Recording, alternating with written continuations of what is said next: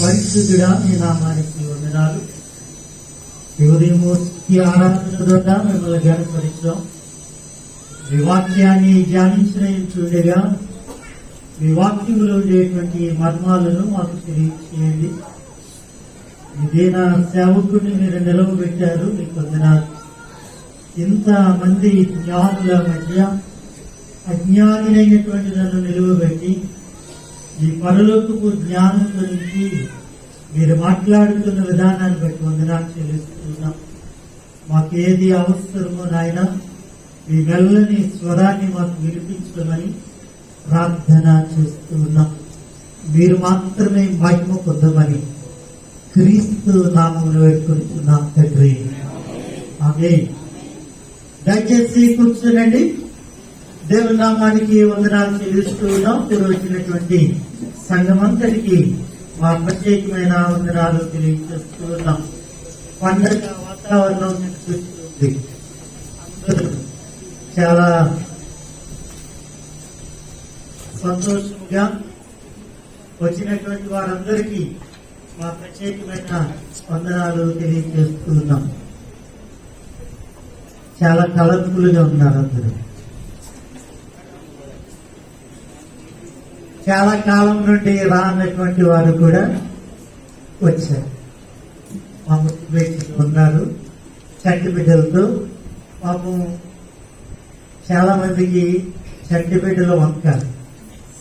అయ్యా చంటి బిడ్డలు కదా పంపలేదండి అంటున్నారు. ఈరోజు చూడండి ఎంత సంతోషంగా చంటి బిడ్డలతో వచ్చారు. మన కూతురు, అలాగే ఇక పెర్సి ఇంకా వెనకాల మన అనురాధ లక్ష్యం, ఇంకా ఎవరు పద్మజ అమ్మాయి, అందరూ చంటి పిల్లలు అందరూ కూడా ఉదయం చూశాను. మా ప్రార్థన నడిచేస్తుంది. మంగా వాళ్ళ పిల్లలగా చంటి పిల్లలందరూ కూడా ఉండడం సంతోషం. వాళ్ళ ఇంటి పెట్టి మీరు ఉండిపోవడానికి ప్రయత్నం చేయండి, మీరు రావడానికి ప్రయత్నం చేయండి. పిల్లలు తీసుకుని వస్తే చంటి బిడ్డల స్థుతుల మీద ఆయన ఆశీనుడై ఉంటాడు. అలాంటి పిల్లల్ని మీరు ఇంటి దగ్గర పెట్టి మీరు కూడా ఉండిపోవడానికి ప్రయత్నం చేయకండి. పిల్లరా, ఈ ఉదయాన్ని ప్రభువైనటువంటి యేసుక్రీస్తు యెరూషలేములో ప్రవేశించారు. దాన్ని జయ ప్రవేశము అని పిలిచారు ఆనాటి కాలంలో.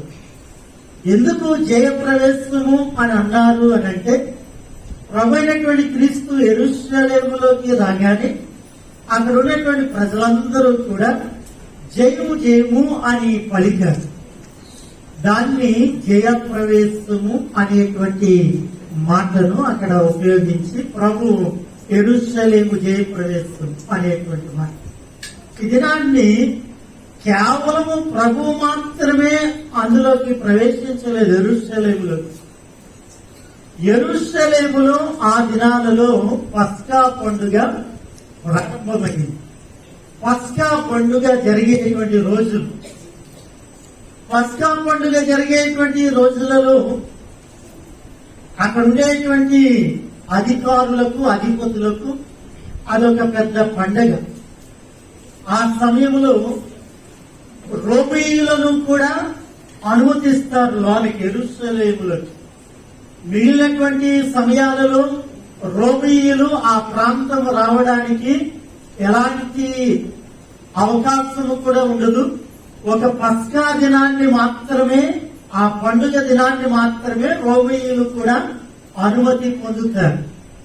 ఎందుకు రోమీయులను అంతకు ముందంతా ఎందుకు రానివ్వరు అని అంటే, రోమీయులు ప్రభుత్వాన్ని ఆధీనంలోకి తీసుకుని వారు ఆ సింహాసనాన్ని ఎక్కుతారు అనేటువంటి భయముతో అక్కడ ఉండేటువంటి చక్రవర్తులు, హేరోదు గాని లేకపోతే పిలాతు గాని, అక్కడ ఉన్నటువంటి వారు ఎవరు కూడా రోమీయులను లోనకి ప్రవేశింపనీయరు. అలాంటి సందర్భంలో ప్రభువైనటువంటి క్రీస్తు దక్షిణం వైపు నుండి వస్తూ ఉన్నాడు. రెండు మార్గాలు, యెరూషలేములోకి ప్రవేశించడానికి రెండు మార్గాలు. తూర్పు పడమర కాదు, ఉత్తర దక్షిణాలు. ఉత్తర దక్షిణాలలో ఈ 2 ద్వారాల నుండి కూడా ఇద్దరు ప్రవేశిస్తూ ఉన్నారు. 2 ఊరేగింపులే. ఊరేగింపు అంటాం, లేదంటే మనం కొత్తగా నగర సంకీర్తన అని పిలుస్తూ ఉన్నాం. నగర సంకీర్తన అంటే మనం నగరంలో పాటలు పాడుకుంటూ సువార్త చెప్పుకుంటూ, ఈ రోజు ఉదయాన్నే కాలనీలో మన సంఘ పెద్దలు చాలా మంది వాక్యాన్ని అక్కడ చెప్పారు, ప్రకటించారు. అలాగా అక్కడ ఒక ఊరేగింపు లాగా జరుగుతుంది. చాలా అద్భుతమైనటువంటి కార్యము అక్కడ జరుగుతూ ఉంది. అమ్మా చెప్తున్నాను, పర్లేదు, దాన్నేమనకు తెలియదు. బాబు ప్రవీణ్, మీ అమ్మాయిని కొంచెం అబ్బాయి అప్పుడే మాస్టర్ చెప్తుందా, మొదలు పెట్టేసిందా? ఓకే. ఎప్పుడైతే ఈ ఊరేగింపులు జరుగుతూ ఉన్నాయో, సామాన్యముగా అక్కడ ఉండేటువంటి పిలాతు పస్కా దినాన్ని, అక్కడ ఉండేటువంటి ప్రజలందరినీ చూడడానికి, రెండవది తన దర్పాన్ని ప్రదర్శించుకోవడానికి ఆ ప్రాంతానికి ఊరేగింపుగా వస్తూ ఉంటాడు. చూడండి, మీరు ఎప్పుడైనా కొన్ని నాటకాలు చూసారా? నాటకం అని అంటే నాటకం అని అంటే ఎక్కువసేపు చేసేటువంటిది. 1 గంట, గంటన్నర నాటకం అంటారు. నాటిక అంటే కొద్ది నిమిషాల్లో, 10 నిమిషాల్లో చేసేటువంటి దాన్ని నాటిక అంటారు. నాటకం వేసేటప్పుడు దాంట్లో రాజరికానికి సంబంధించినటువంటి చూపించేటప్పుడు పల్లకీలో రాజును తీసుకుని వస్తూ ఉంటారు. పల్లకీలో రాజును తీసుకుని వచ్చేటువంటి సమయంలో ముందు సైన్యం అంతా కూడా నడుస్తారు. ఆ మోసేటువంటి పల్లకి మోసేటువంటి వారు ఆ ముందు నడిచేటువంటి సమయంలో ఒక స్లోగన్ పాడుతూ ఉంటారు. ఏంటది? చెప్పండి, పర్వాలేదు, అదేం తప్పు మాట కాదు. ఓహో ఓహో ఐ, ఓహో ఓహో ఐ అంటారా? ఇది అందరికీ తెలిసిందే, పైకి చెప్పడానికి సిగ్గుపడుతున్నారు. సిగ్గుపడకండి. ఎప్పుడైతే ఈ పిలాతు అనేటువంటి వాడు లేక హేరోదు అనేటువంటి వాడు ఊరేగింపుగా వస్తున్నటువంటి సమయంలో ఆ పల్లకి కూడా ఎలాగ ఉండాలి అని అంటే, ఈ చక్రవర్తి అందులో కూర్చున్నటువంటి సమయంలో చుట్టూ గ్లాస్ ఉంటుంది. ఆ గ్లాస్ లోంచి ఆయన కనబడతాడు. ఎదర నడిచేటువంటి సైనికులు మంచి లెదర్ షూస్ వేసుకుని, క్రింద ఇనుప అవి సోల్ అన్నమాట. క్రింద ఉండేటువంటి సోల్ అంతా కూడా ఇనుముతో తయారు చేస్తున్నటువంటిది. ఆ సైనికులు నడుస్తూ ఉంటే పెద్ద శబ్దం అక్కడ వస్తూ ఉంటుంది. అంటే పస్కాకి వచ్చినటువంటి వారందరూ వారి అటెన్షన్ అంతా కూడా ఊరేగింపు జరుగుతున్నటువంటి చక్రవర్తిని చూడాలి, అతని యొక్క బలాన్ని చూపించుకోవాలి. అందుకని ఆ గుర్రాలతో, ఆ సైన్యంతో అతడు ఆ ప్రజల మధ్య ఇలాగ ప్రజలు పస్కా పండుగకు గుంపులుగా ఉంటున్నటువంటి వారి మధ్య నుంచి వెళ్తూ ఉంటారు. ప్రియులారా, అతడు ఎక్కడి నుంచి వస్తూ ఉన్నాడు అంటే, అతడు ఈ దక్షిణం నుండి వస్తూ ఉన్నాడు. వస్తూ ఉన్నటువంటి సమయంలో ప్రజలందరూ కూడా ఆ చక్రవర్తిని చూడడం మాని, ఆ చక్రవర్తి దగ్గరకు వెళ్ళడం మాని, వారి దృష్టి అంతా కూడా మరొక మార్గము గుండా వస్తూ ఉన్నటువంటి యేసుక్రీస్తు వైపు ఉంది. అందుకనే అక్కడ కేకలు వేసేటువంటి సమయంలో ఓసన్నా ఓసన్నా అనేటువంటి కేకలలో 2 రకాలైనటువంటి కేకలు ఉన్నాయి. మనకి తెలిసినటువంటిది ఓసన్నా ఓసన్నా అంటే ఏంటిదని అర్థం? ఇప్పుడే రక్షించు, ఇప్పుడే రక్షించు అనేటువంటి మాట 2 రకాలుగా. ఒకటి, అయ్యా మమ్మల్ని రక్షించు, ఈ యేసుక్రీస్తు నుండి మమ్మల్ని రక్షించు అనేటువంటి కేక అక్కడ చక్రవర్తికి సంబంధించినటువంటి వారందరూ కూడా అధికారంలో ఉన్నటువంటి వారందరూ ఆ కేకలు వేస్తున్నారు. కొంతమంది అయితే మాకు ఈ లోకము నుండి, ఆ అధికారుల నుండి, ప్రభుత్వం నుండి మాకు రక్షణ కలుగు చేయని కేకలు, 2 రకాలైనటువంటి కేకలు. అందరూ కూడా అయా మమ్మల్ని రక్షించు అనేటువంటి కేక కాదు. ఏ రక్షణ? యేసు ప్రభువు నుండి మమ్మల్ని రక్షించు. ఇదిగో ఇతను ఉన్నంత కాలము నేనే దేవుని కుమారుడు అంటూ ఉన్నాడు. ఇతను ఉన్నంత కాలము ఏవేవో అద్భుతాలు చేస్తుంటే జనాలందరూ ఆయన వెనకాల పరిగెడుతున్నారు. అయ్యా ఆయన నుండి మమ్మల్ని రక్షించు. Hosanna hosanna.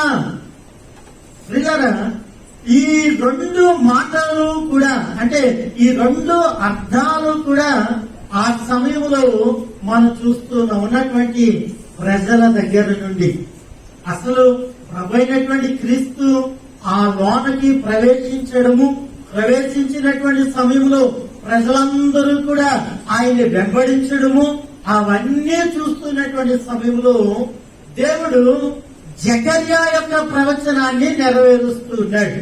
జకర్యా ప్రవచనము 9వ అధ్యాయము జకర్యా గ్రంథము 12వ వచనాన్ని మనం చదివితే అక్కడ అంటాడు కదా, ఒకసారి చదువుదాం. బంధకములలో పడి ఉండి నిరీక్షణ గలవారులారా మీ కోటలు మరలా. చూడండి, ఇక్కడ జకర్యా ప్రవచనము ఏమిటి అని అంటే, నిరీక్షణ కలిగిన వారులారా. బంధకాలలో ఉండి కూడా, అంటే అక్కడ అరిసినటువంటి అరుపులలో, హోసన్నా హోసన్నా అనేటువంటి అరుపులలో జకర్యా ప్రవచనం ఏమిటంటే, మీరు నిరీక్షణ కలిగి ఉన్నారు. బంధకాలలో ఉన్నప్పటికీ మీ నిరీక్షణ విడిచిపెట్టకుండా నిరీక్షణ కలిగి ఉన్నారు కనుక మీరు మరలా మీ కోటలోనికి ప్రవేశించారు. ప్రియులారా, దేవుడు వారి మొరను ఆలకించినటువంటి వాడిగా, ఈరోజు బంధకాలలో ఉన్నటువంటి వారు ఎవరినైనా సరే, బంధకాలలో ఉన్నటువంటి వారు నిరీక్షణ కలిగి ఉండాలి అనే మాటను ఆయన మనకు తెలియజేస్తూ ఉన్నాడు. బంధకాలలో ఉండి నిరీక్షణ లేకపోతే బంధకాల నుండి విడుదల కలుగదు. బంధకాలలో ఉన్నటువంటి వారికి నిరీక్షణ కావాలి. నిరీక్షణ అనేటువంటిది ఎప్పుడైతే కలుగుతారో ఆయన నీ నిరీక్షణకు తగినటువంటి ప్రతిఫలాన్ని అనుగ్రహిస్తాడు. నువ్వు ఎప్పుడైతే నిరీక్షణ కలిగి ఉంటావో, ఆ చివరి వచనములు అంటున్నాడు కదా, 17వ వచనములు, వారు ఎంతో క్షేమముగా ఉన్నారు, వారు ఎంతో సొగసుగా ఉన్నారు. యవనులను క్రొత్త ద్రాక్షారసము చేత యవన స్త్రీలను. చూడండి, వారు ఎంతో క్షేమముగా ఉన్నారు. నీవు అరిసేటువంటి అరుపు దేనికి సంబంధించినటువంటిదో నీవు గ్రహించగలిగితే, నీవు అరిసేటువంటి అరుపు హోసన్నా హోసన్నా అనేటువంటి అరుపు ఇప్పుడే రక్షించయ్యా అని నిరీక్షణతో కూడినటువంటి అరుపు అయితే ప్రభు అంటున్నాడు కదా, నీవు క్షేమముగా ఉంటావు. ప్రభు యొక్క జయ ప్రవేశము దేనికయ్యా అంటే, నిజానికి అది జయప్రవేశం ఏమి కాదు. జయప్రవేశం అని పిలిచారు తప్ప జయప్రవేశము కాదు. ఆయనకి ఆ రోజు నుండే ప్రారంభమైంది సమస్య. ఆ రోజు నుండే ఆయన సమస్యలోకి వెళ్తూ ఉన్నాడు. చాలా సమస్య ఎదురవ్వబోతూ ఉంది. అది జయప్రవేశము కాదు.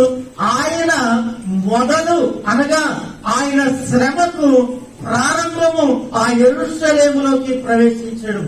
దేనికయ్యా అంటే, నీ నిరీక్షణ ఫలించడానికి, నీ నిరీక్షణ ఆయన మీద ఉంచావు కనుక, నీ ఆపదలో, నీ బంధకములో, నీ శ్రమలో, నీ అనారోగ్యములో, నీ సమస్యలో, నీ ఇరుకులో, నీ ఇబ్బందులో ఆయన మీద నిరీక్షణ ఉంచావు కనుక ఆయన అంటున్నాడు కదా, బంధకాలలో ఉండి కూడా నిరీక్షణ ఉంచావు.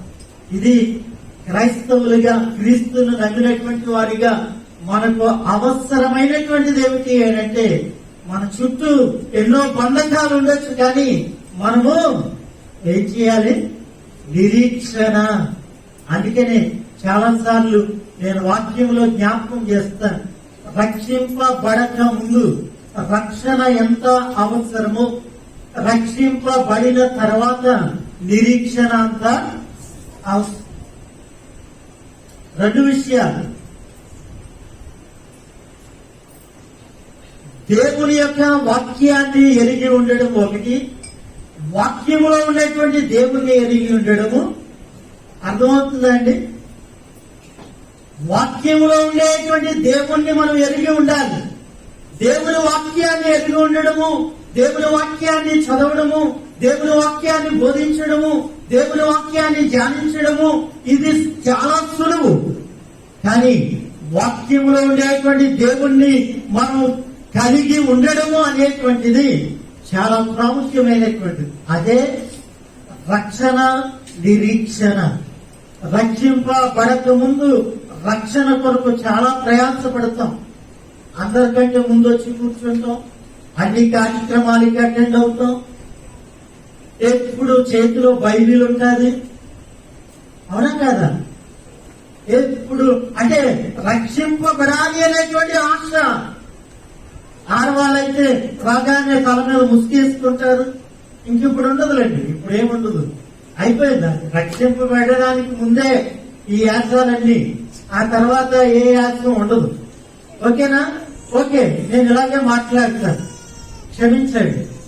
దేవుడు ఏది మాట్లాడతాడో అది నాకేం చెప్తాడో అది మాట్లాడేస్తాడు. అందుకనే ఇశ్రాయేలు మధ్యకి ఇర్మియాను పంపించి ఇర్మియాతో అంటాడు, ఇర్మియా నువ్వు కొండ పట్టుకెళ్ళి, ఇశ్రాయేలు మధ్యకి ఏం పట్టుకెళ్ళాలి? కొండ పట్టుకెళ్ళి వాళ్ళ మధ్య ఆ కొండను అలా విడిచిపెట్టే. ఏమవుతుంది?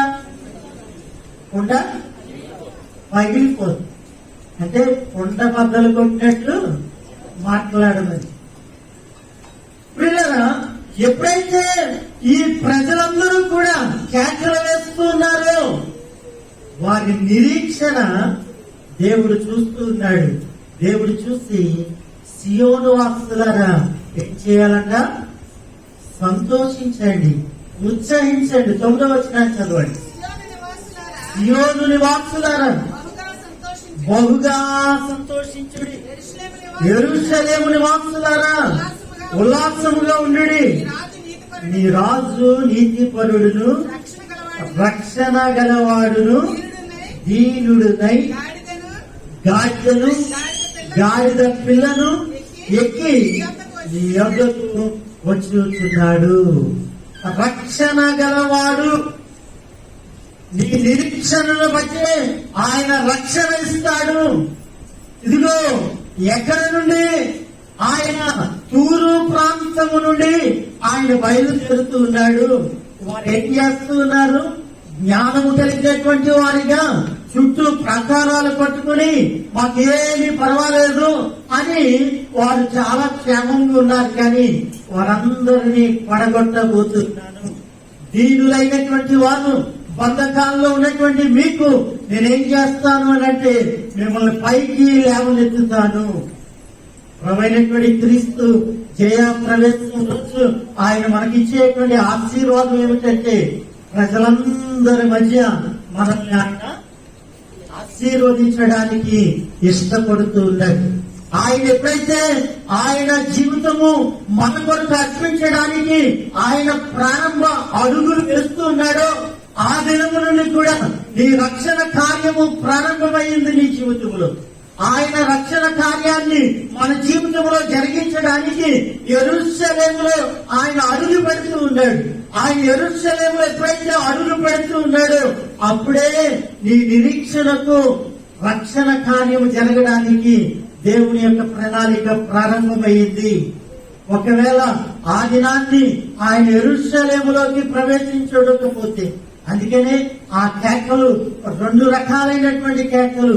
యేసు క్రీస్తు నుండి మమ్మల్ని రక్షించు, 2 ఈ అధికారుల నుండి మమ్మల్ని రక్షించు. అందుకనే వెంటనే ఆయన్ని సిలువ వేయండి అని కేకలు వేస్తారు.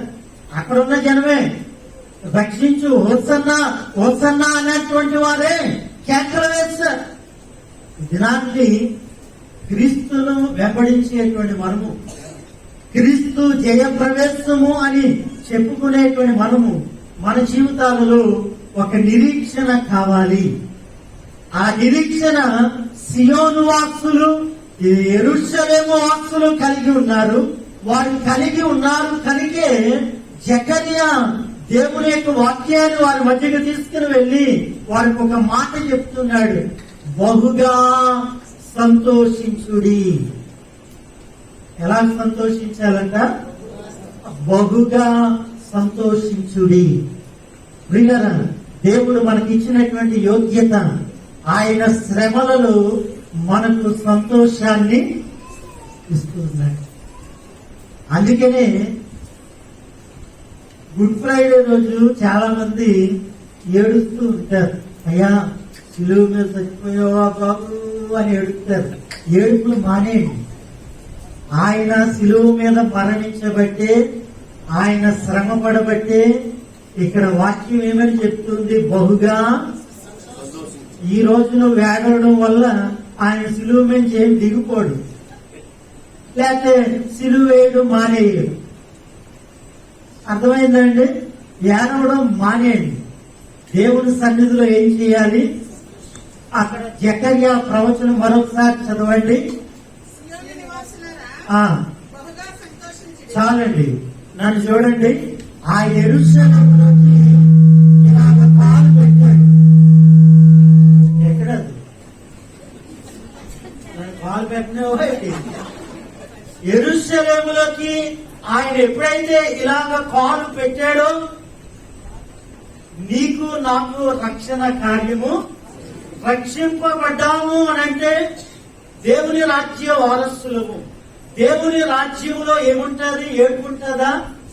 ఏమి ఉండదు, సంతోషం. అందుకనే బహుగా సంతోషించాలి. ఈ ఉదయాన్ని దేవుని వాక్యాన్ని వింటున్నటువంటి మనము నిరీక్షణ కలిగినటువంటి వారిగా ఉండాలి. ఆ నిరీక్షణ కలిగి ఉన్నాం కదా అని రక్షణ పోగొట్టుకోకూడదు. రక్షణ, నిరీక్షణ రెండు కూడా రెండు పట్టాలన్నమాట. పట్టాలంటే తెలుసా? జగనాన్ని ఇచ్చే పట్టాలు కాదు, రైలు పట్టాలు. రైలు పట్టాలు జగనాన్ని ఇచ్చే పట్టాలైతే ఆడవాళ్ళ చేతుల్లోనే ఉంటాయి.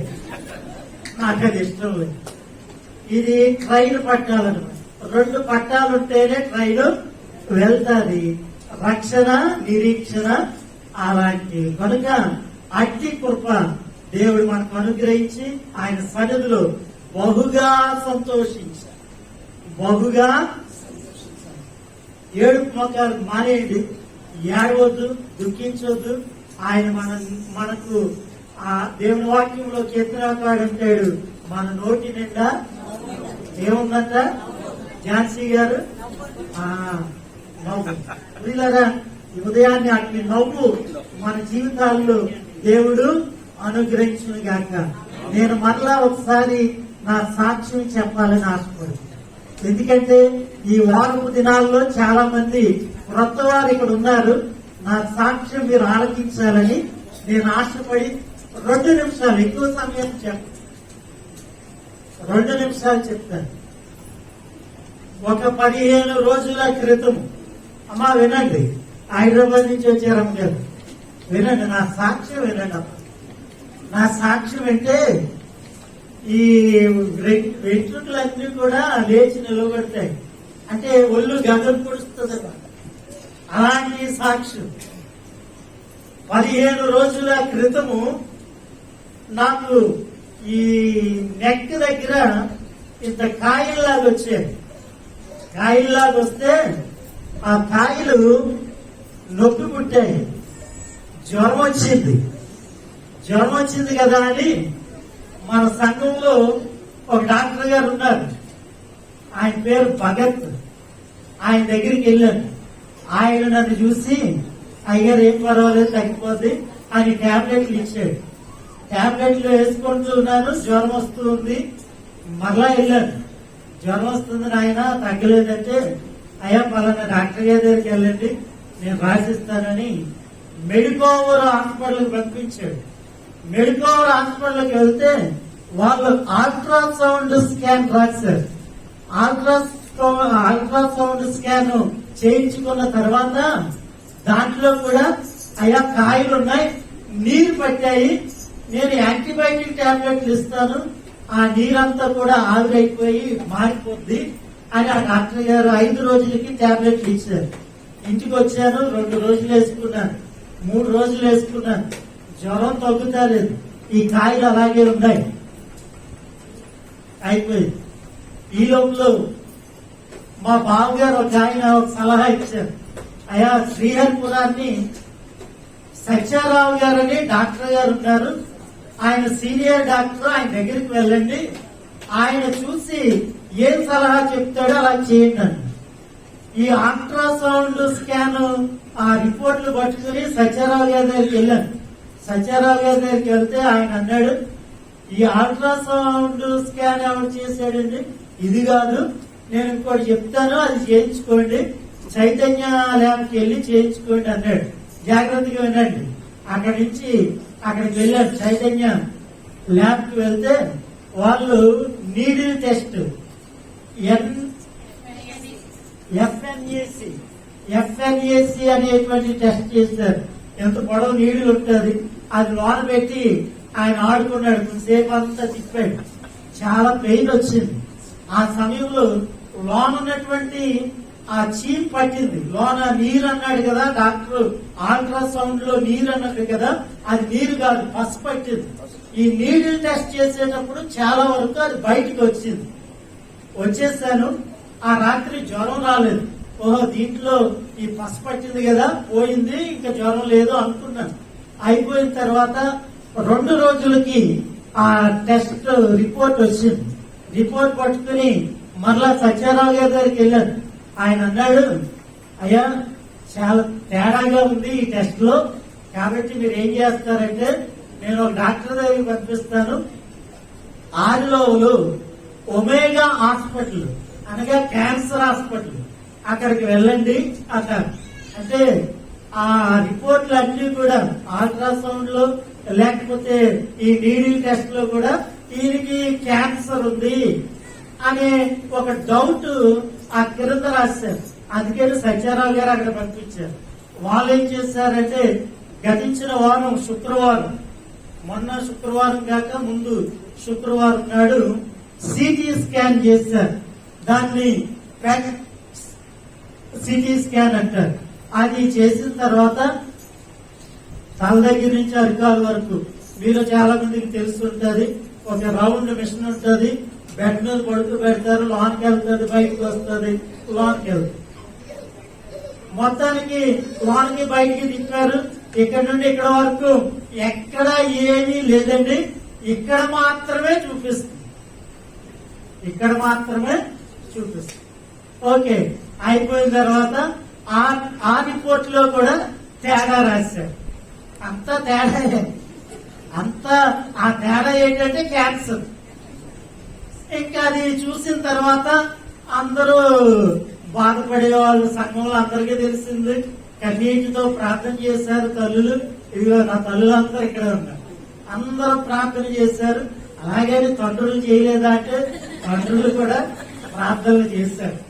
వారు చేసిన ప్రార్థనలు అన్ని దేవుడు ఆలకించాడు. సార్ మీకు సోమవారం నాడు సర్జరీ చేస్తాం, ఇక్కడ ఉన్న కాయలు తీస్తాం, ఇవి రిపోర్ట్ కి ఎక్కడికి పంపిస్తాం, బాంబే పంపిస్తాం. దాన్ని ఏమంటారు, బయాప్సీ. అంటే ఇంత ముక్క సీసాలో వేసి ఏదో ద్రావకం వేసి పంపిస్తాడు. అక్కడ ఆడు దాన్ని ఏం చేస్తాడంటే ఇది క్యాన్సరే అని రిపోర్ట్ పంపిస్తాడు. అంతకంటే అక్కడ జరిగేది ఏమి ఉండదు. సరే సోమవారం వస్తాం సార్ అన్నాం.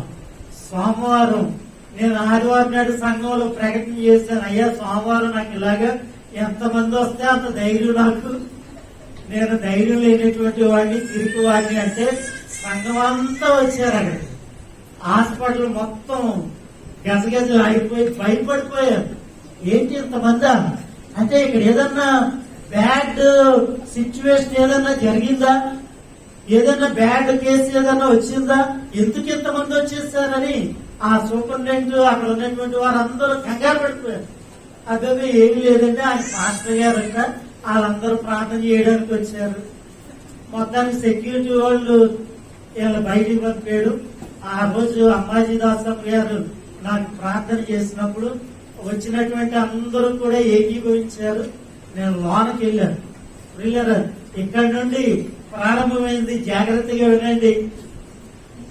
ఎప్పుడైతే లోనకి వెళ్ళానో, లోనకి వెళ్ళిన తర్వాత బెడ్ మీద పడుకోబెట్టారు, ఆపరేషన్ థియేటర్ లైట్లు వేశారు. అదొక గొప్ప సీన్ అన్నమాట.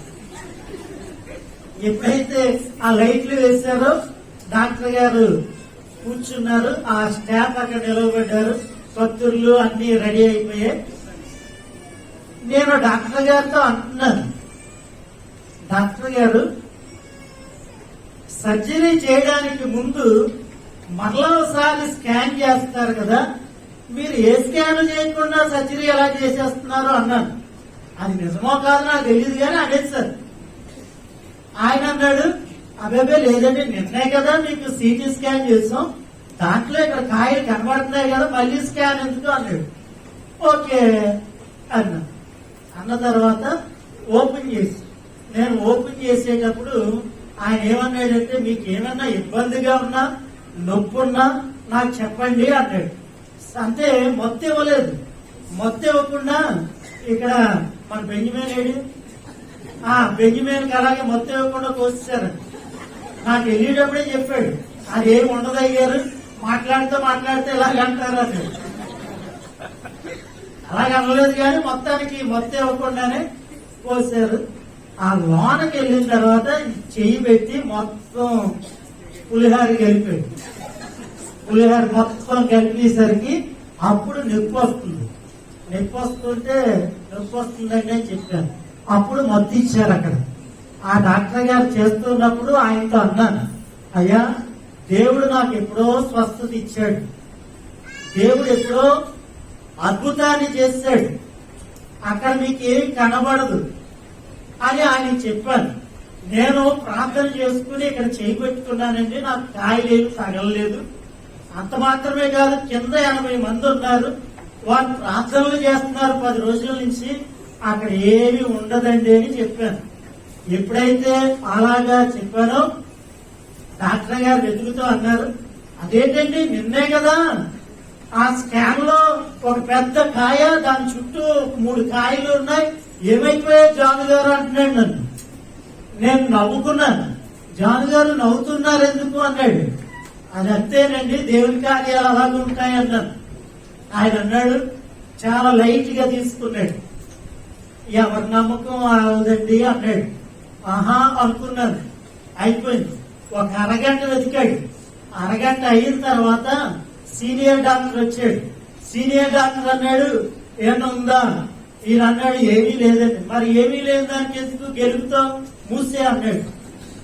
మూసే అనేసరికి ఆ డాక్టర్, సర్జరీ చేసిన డాక్టర్ అన్నాడు, జాన్ గారు ఇది నిజముగా మీ దేవుడు చేసిన మిరాకిల్ అండి అన్నాడు. అదేవిధంగా చెప్తాం, దేవుడు ఆ దినాన్ని అక్కడ సాక్ష్యం చెప్పడానికి, అన్య జనాంగము మధ్య సాక్ష్యం చెప్పడానికి, అప్పటి వరకు ఎన్ని స్కాన్లు చేసినా అన్ని స్కాన్లలో ఉన్నటువంటి కాయలు సర్జరీకి ఇలా ఓపెన్ చేయగానే దేవుడు వారి కంటికి కనబడకుండా మాయం చేశాడు. ఇలాంటి అద్భుతం మన సంఘములో, మన కాపరి ఎడల దేవుడు చేయడం అనేది చాలా గొప్ప కార్యం. అది కేవలము దేవుడి యొక్క ఉచితమైన కృప, 2 సంఘమంతా చేసినటువంటి ప్రార్థనలు. నేను నా విశ్వాసము దేవుడు అట్టి రీతిగా కార్యాన్ని చేశాడు. ఇలాంటి అద్భుతాలు దేవుడు మన జీవితంలో చాలా చేయడానికి సిద్ధముగా ఉన్నాడు. మనం ఆయన మాట వినాలి, ఆయనకు లోబడినటువంటి వారిగా ఉండాలి.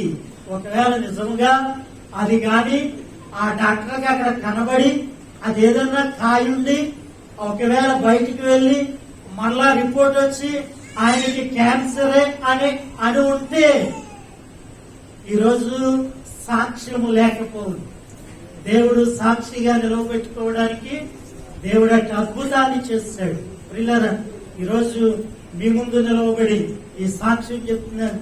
మీరు కూడా ఎక్కడైనా సరే ఇలాంటి సాక్ష్యం చెప్పడానికి, మా పాస్టర్ గారి జీవితంలో దేవుడు అద్భుతాన్ని చేస్తాడు. ఒకవేళ ఎవరైనా ఎటకారముగా మాట్లాడితే రండి చూపిస్తాం, మా కళ్ళెదుట దేవుడు చేసిన అద్భుతం అని మనము చెప్పగలిగినటువంటి వారిగా ఉండాలి.